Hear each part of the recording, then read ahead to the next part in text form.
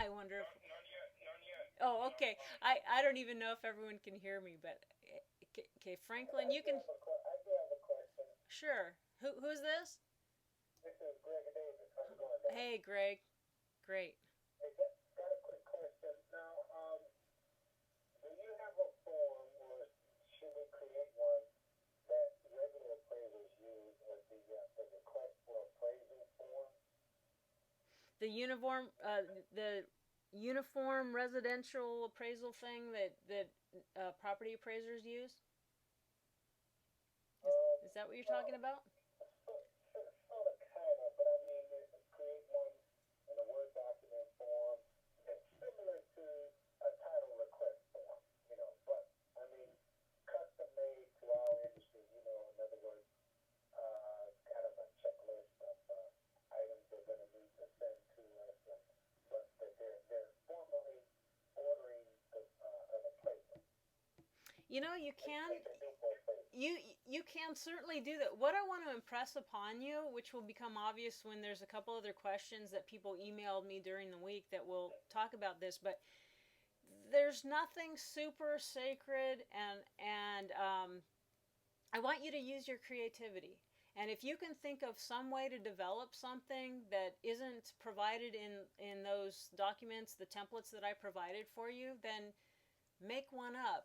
What I've found is once you have the relationship and you've established yourself as enough of an expert by either speaking or being referred by someone who's reputable, nobody asks for certification. I mean, I could make one up. I could go down and get a certificate form at Home Depot or not Home Depot, Office Depot or something, and I could make something up that says Greg Davis, you're certified, and here's we could make up forms that do all these things, and that's fine. And I also think they're just sort of a way to hide from just getting out there and doing the business. And what I found is nobody ever asked me for certification.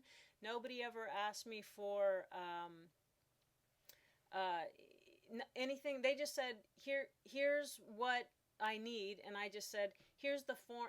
Give me these documents. And actually, on the brochure um, that I emailed everybody earlier today, there's actually a list on there that I typically ask for. I usually get a fraction of that from the attorneys when they're basically just interested in reducing the tax liability for their clients. They're not really intending to sell the note at this time, and they actually may never sell the note. Um, and so usually I get only a fraction of the paperwork, and then they ask me to just fill in the blanks. Uh, and just pretend a lot of things. Pretend the property's worth this much. Pretend that the net operating income is 1 point, or the debt coverage ratio is 1.2 or better. Pretend that the credit score is good. Pretend that the payment history has been perfect. Do you understand what I'm saying? So it's actually kind of a loose thing. Once you get the connection, you don't need a lot of documents to prove yourself or to be an intake form. But if you can think of something that supports your business and makes you feel and look more professional, I encourage you to create it. I mean, I people create stuff. You take what's already been done and then you customize it to your particular situation. And there's no, in my opinion, sacred cows out there, especially in the note business. Does that help? Yeah. This is from Ellis. Do any clients check your work with other note appraisers? No, I've never had that happen, ever.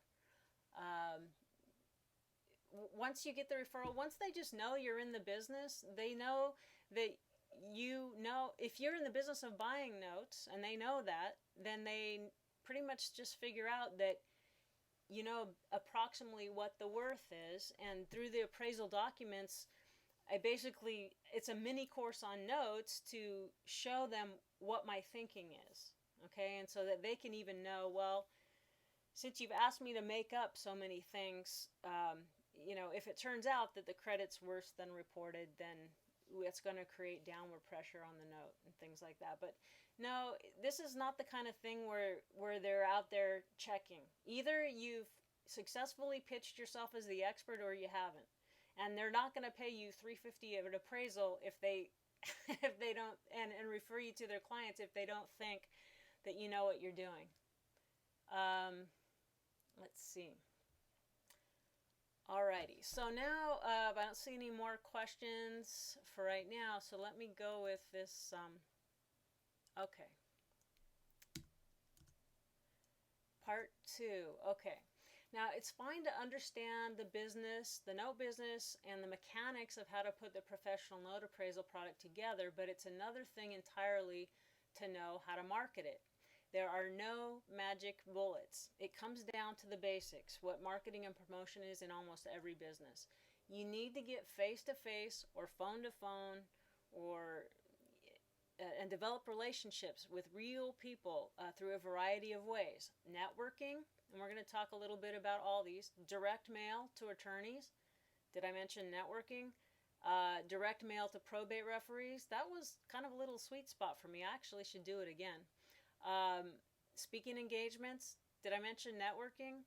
And write articles. That's one of my favorite ones, is do writing.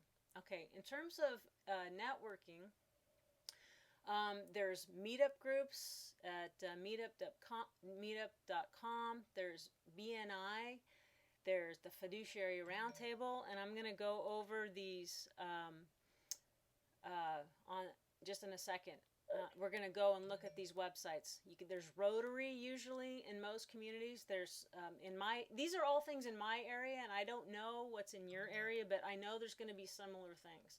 All Cities Network. There's a Society for Financial Awareness and a Chamber of Commerce. So now I want to go over and share my Firefox. Okay, so what are all these different things?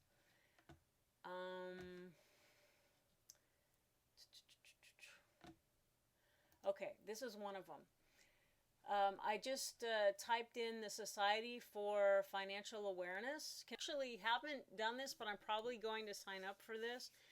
And it's maybe in your area. It's a company that you pay a certain, I think it's like $200 a month or something, but they hook you up with doing presentations that aren't supposed to be salesy, but educational.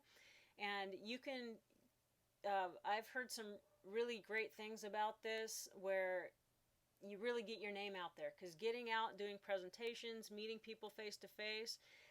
So you can say, sign up to do an educational thing about notes or owner financing or capital gains or whatever aspect of this that you think would have broad appeal. Or, I mean, broad appeal would be something like how to buy property without banks or credit. I mean, that's kind of a nice niche and in where people are going, yeah, I want to learn about that. Well, that also has a way of saying, well, if you work with that buyer, you're probably going to get to owner financing consulting. You're probably going to hopefully get to where you're helping to put together a note or some other strategy. Maybe you'll get to buy that note, if not now, maybe down the road after it's got some seasoning. So that's one idea. Here is Meetup, and many of you probably know about these things already. Let's see, find a meeting group, meetup.com. So if I was here at meetup.com and here's my area, this isn't exactly my area, but close enough. I'll just say, I'll just put in estate planning attorneys, and it'll give me types of networking events that I might meet those type of people. Let me see about note buying. Ellis, you probably know a lot about this type of stuff. You get out and about a lot, don't you? Yeah, we actually, I started a network of different meetup groups revolving around note investing and real estate investing.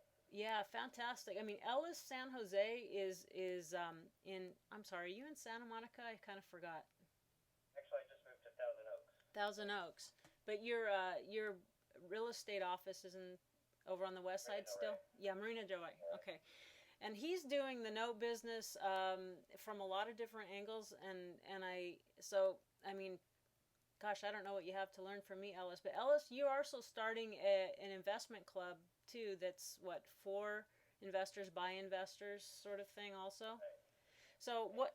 Yeah, the and note. I'm going to give him a little plug here. Is it thenoteguys.com? Yeah, guys.com. Yeah, and so if you want to buy bank paper, non-performing bank paper, for one thing, that's a good thing to hook up. But what I want to impress upon you is you got to just do some looking around and get out and go to investment clubs, see what's out there, Google, use the internet like we're doing right now to find out, what's in your area and what you can get involved in. Okay, then here's All Cities Networking Group, and this is something that I've been talking to people about and hearing a lot of good things. These are a couple of ideas that I actually recently came upon but haven't gotten involved with yet, but I plan to. In my area, there's BNI, Business Networking, BNI.com. And if you can get in with a local group and create a niche that doesn't feel competitive to anyone else, what I found when I tried some of these networking groups, they think they don't really get what you do. If you say you're a note broker or you're in the note business, or they don't get, owner financing consultant or seller carryback. What they think a lot of times is that you're a hard money lender, and then they feel like you're going to compete with all the other, desperate lenders out there right now. So think of a way that you can pitch yourself that doesn't seem to, that's a little bit different than everyone else, and so they know that you're just not a hard money lender. In my area, I have something called the Fiduciary Roundtable. Now, fiduciaries are people that have the control over estates that let's say the person isn't capable of handling either their physical life or their financial life anymore. The court will appoint a conservator or a fiduciary, and they make a lot of decisions on behalf of their clients.